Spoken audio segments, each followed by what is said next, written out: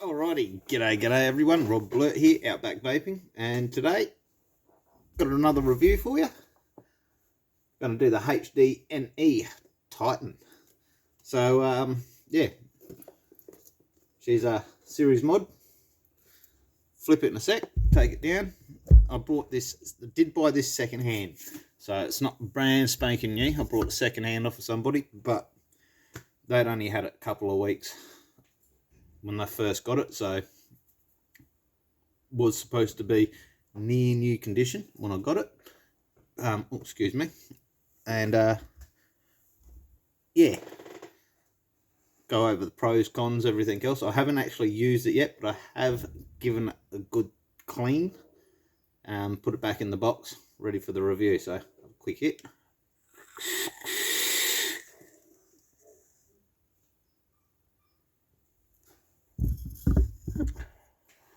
We'll flip this camera, take it down, and have a sticky peek at the fucker.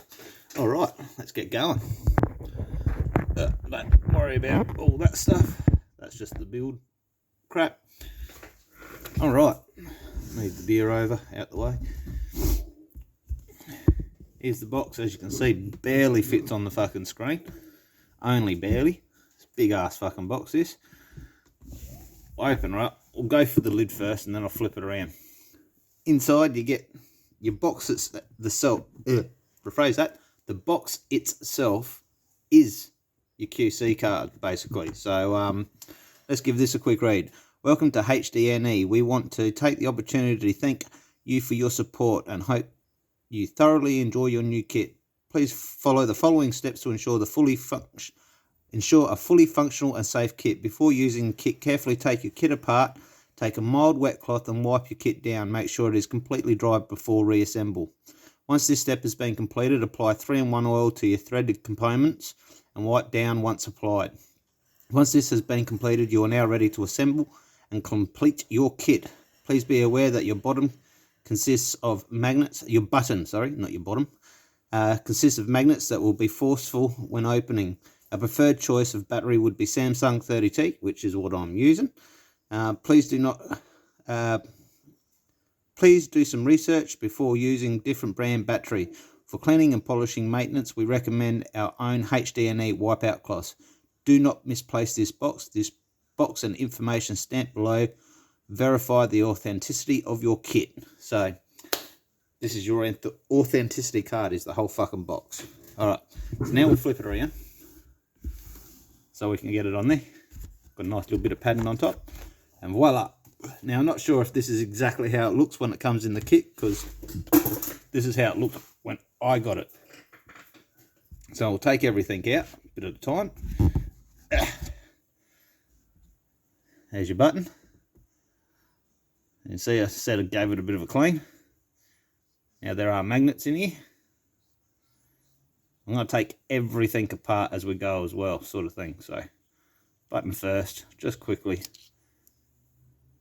Magnet, that comes out, just pops out. Can be a bit of a bugger to get back in, I found. Line it all up, but you get that on these big jobs. But yeah, that will just pop out. Then you pop that back in. Pop the two magnets in, that one that side, that one that side. Make sure you've done that. And I found coming at a slight angle, and bang. Oh, don't do that. Oh, hang on.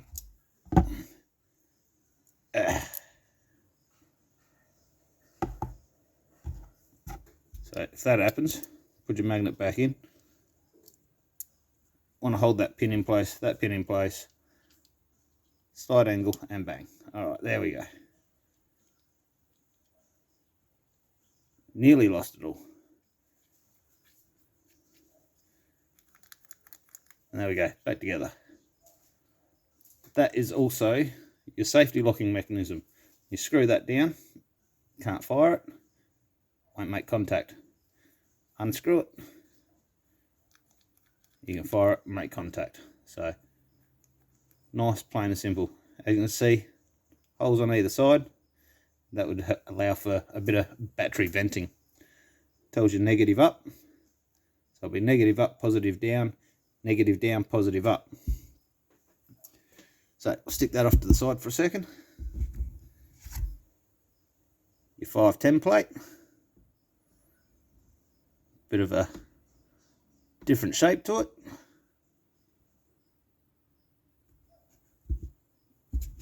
We'll get, oh, tell you what, these are hard to get out. Side plate number 1.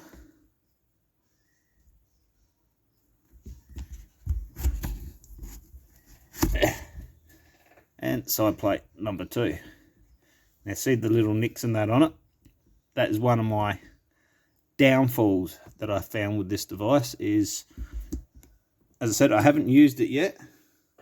Everything looks pretty alright, but I have to say machining ain't the absolute greatest. When I took the button apart to start off with, I found quite a large burr on the top threaded part, which I had to clean up.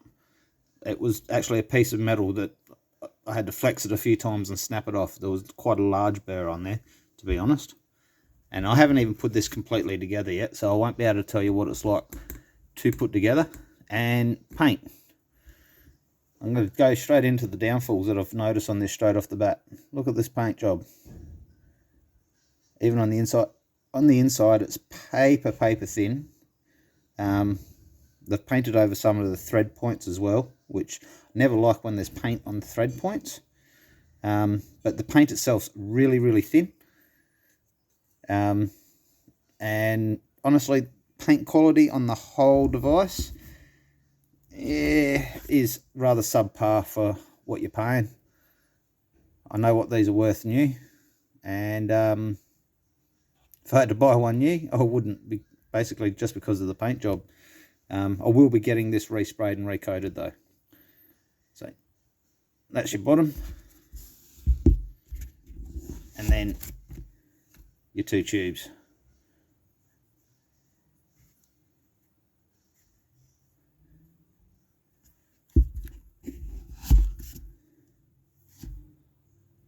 So in here we have our connecting rod, top screw to hold it in place, and screws for the side plates. I do already have an Allen key that I grabbed earlier, ready to go, and here we got a couple of spare screws. So I'll fuck the box off, give me a little bit more room.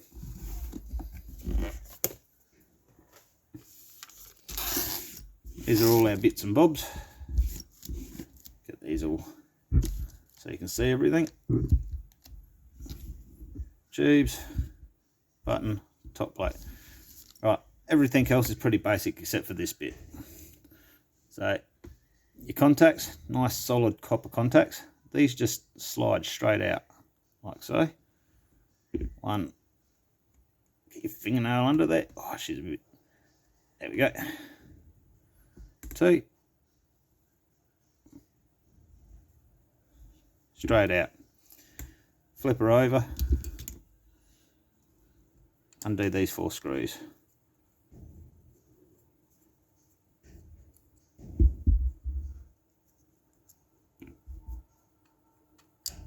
Now, this is a full insulated block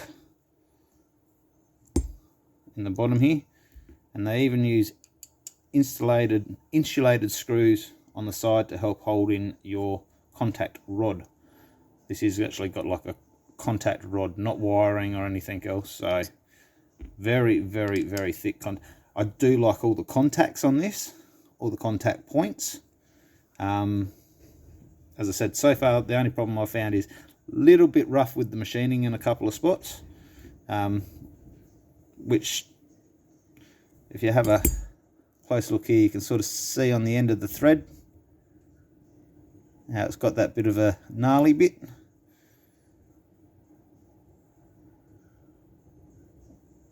End of this thread, bit of a gnarly bit, and I wouldn't say it's the user before me because, as I said, it was on this top part, and the top part's stainless steel. So yeah, that's not going to chew up on the copper bit. so the copper part would chew up before the stainless steel would. So this definitely a machining issue. Is the threading by the excuse me, by the looks of it. Hey, another quick friggin' mouthful of beer. Hang on, getting a bit dry. All right.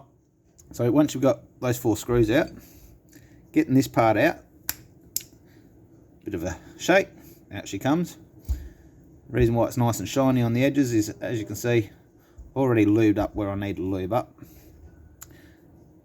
You see the copper in there? That's your copper contact I was talking about. It's actually a solid copper rod. I found you only need to take out the one side, not both sides. And out she comes. Gave it a nice clean before, lubed her up, ready to go. So all nice solid copper contacts.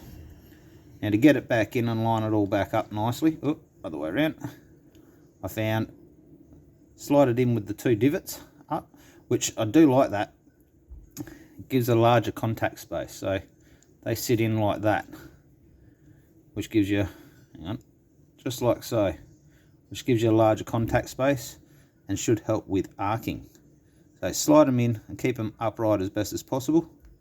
Give a little tap. And I found just so as that she doesn't slide around on you or anything, I just did this. Sat both of them in there. And then screwed this in from the side. Made sure that everything stayed nicely lined up. Take them out. As you can see, I've got them tight. 2 nice little cups still sitting there. Alright, drop that back in. In she goes. 4 screws back in.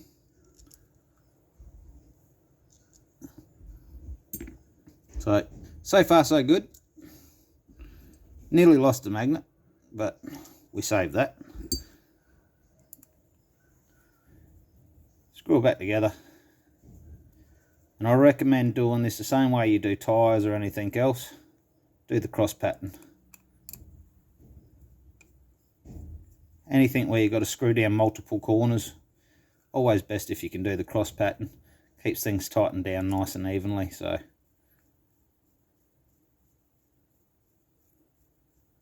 there we go, 3 and number 4. Then we're done.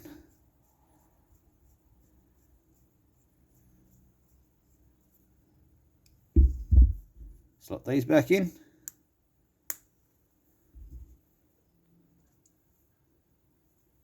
There we go. That's all back together. All right. So we want, first things first, get into our baggie of goodies. Dump all these out, ready to go.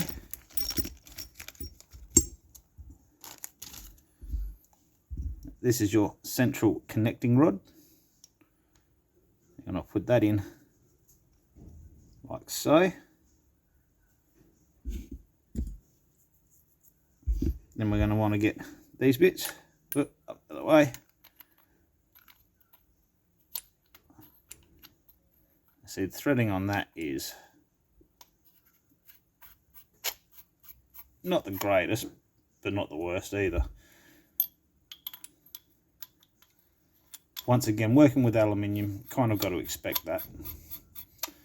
Right, that's that, that's that. Top plate in place, like so. Now, you will need a slightly larger screwdriver than you normally use with most other mods and stuff. Screw that in. Make sure she's, give it a little tweak. Yeah, she's all good. Alright. Put our buttons and that on in a sec. Then we've got these side plates that you can go on. Now, you could rock it without it, but we're going to put them on.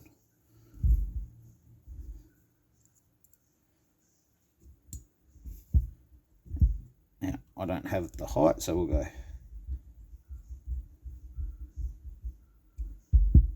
1,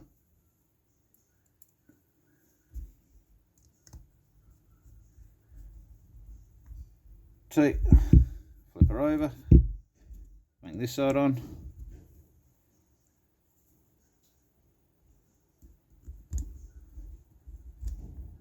One.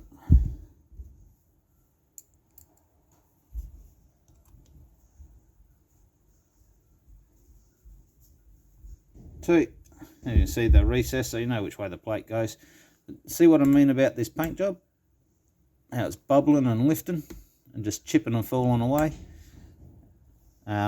Did find when I was, look at that, just get the fingernail and just go doink. She's, nah. Pretty shitty paint job. And bubbling like that either means there's oxidization going on underneath, or there was some sort of residue left on the aluminium when they actually painted it. So it's not anywhere else on the mod, so I'd be going with the residue, to be honest. Alright, got that. So we're going to need a couple of batteries. Some focus on that, you bastard. 30 Ts. Now we'll go use that as an indicator. Negative on the button.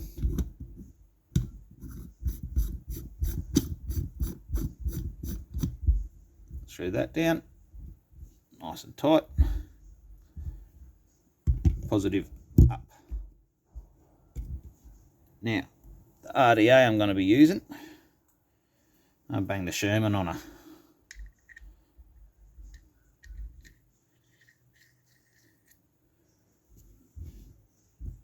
Just like so.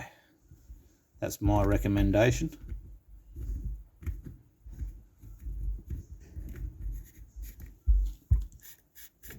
Screw that down like so until she makes contact. I do like the fact that the shape of that allows you to get a bit of grip on it. And as you can see, that lines up fucking beautifully with 30 Ts in it. So I can understand. That's fucking spot on perfect. Once again, that'll change depending on what battery and what RDA you're using, but I'm happy with that. That lines up perfect for those OCD. It is a big bastard and quite weighty. But let's grab a little bit of juice. Some DIY mango frosted donut. Just put juice on it first.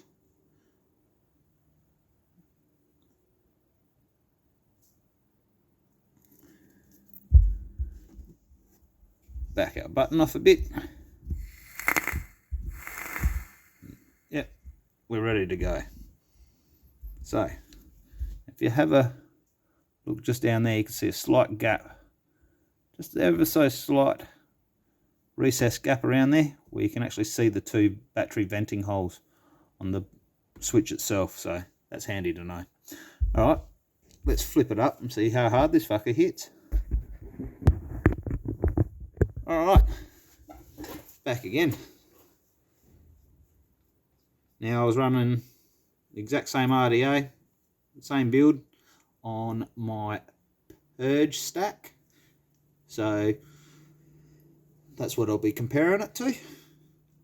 Let's see how she goes.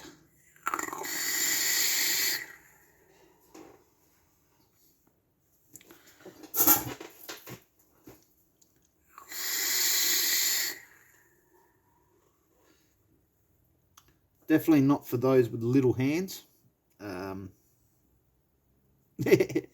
She's a big boy toy.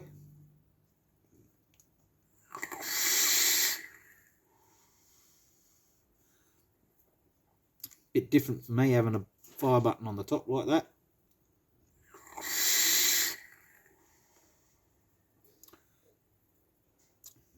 But it hits well. No denying the hit off of it. It has got a fucking good hit, and that'd be because, well, all your contact points are brass, not brass, copper. So as you know, copper makes really good conductor, so that'll help. Just give her another drip, as I haven't been. Fill that right up, get her nice and juicy.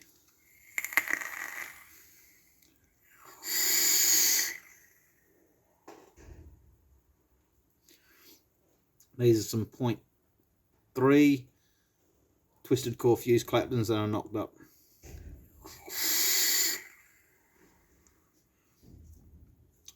I've probably lubricated that button a little bit much. We'll just wind that in a bit more. See how much you got to unwind it. So we'll go one full turn. Is that enough to fire it? No. Another half a turn? Nope.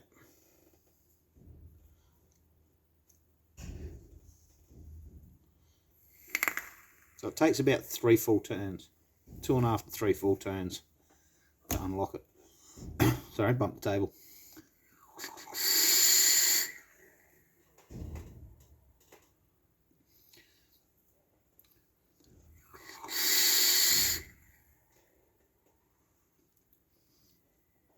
It's good, quite easy to take apart and put back together, as you're saying. So, and contact points, piece of piss, really fucking easy to clean up. As I said, so far I only have 2 downfalls for the whole device. One that's fucking heavy and fucking big. 2 seconds.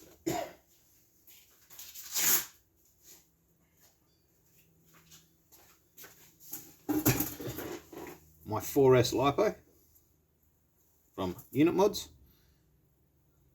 Look at that. Beautiful paint job. And it's holding up after a couple of years. Size wise, where the button is, it's actually slightly taller. It is slightly wider, just ever so slightly. I'd say 0.5 centimetre wider.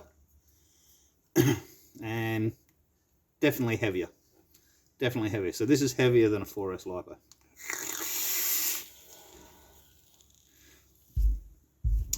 But hits fucking good. I'd have to say this would be one of my hardest hitting series mods.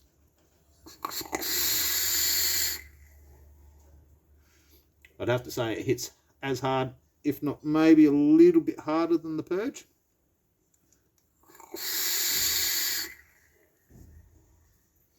Response time's absolutely brilliant on it. Don't know if it hits as hard as the Kennedy stack though. But that is a full copper tube, that one, so.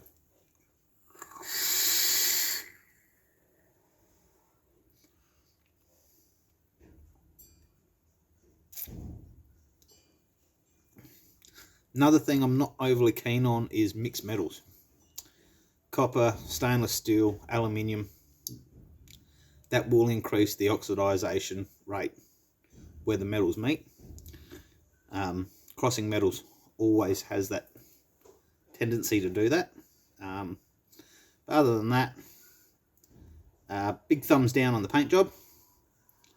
It's not the greatest paint jobs out there, but hey, it's army green, so it's going to give it that beat up look anyway, so why not?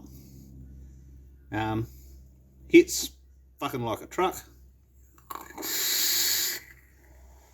It's big, it's heavy, but if you're looking for something that hits really well, these do. But I personally don't think it's worth the price mark they put on it. Also considering you've got to put it together yourself and lubricate all the parts yourself. Like, that's something that they could, I suppose it's good for you to learn how to take apart, clean and do your mod. But if they're going to recommend that and do that, they should supply a little tiny bottle of the oil with it. Just my personal opinion. Or one of the cleaning cloths with it. Especially for the price you're paying for it. Pretty sure these are, what is it, about $450? $450, $500 here in Australia.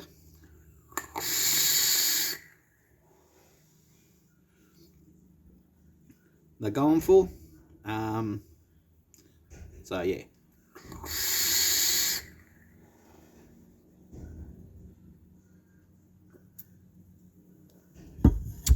Alright, sans you Harry Muff, I'm Rob, or Blurt. This was Outback Vaping, and I hope you have a bloody ripper day. Scratch your crater.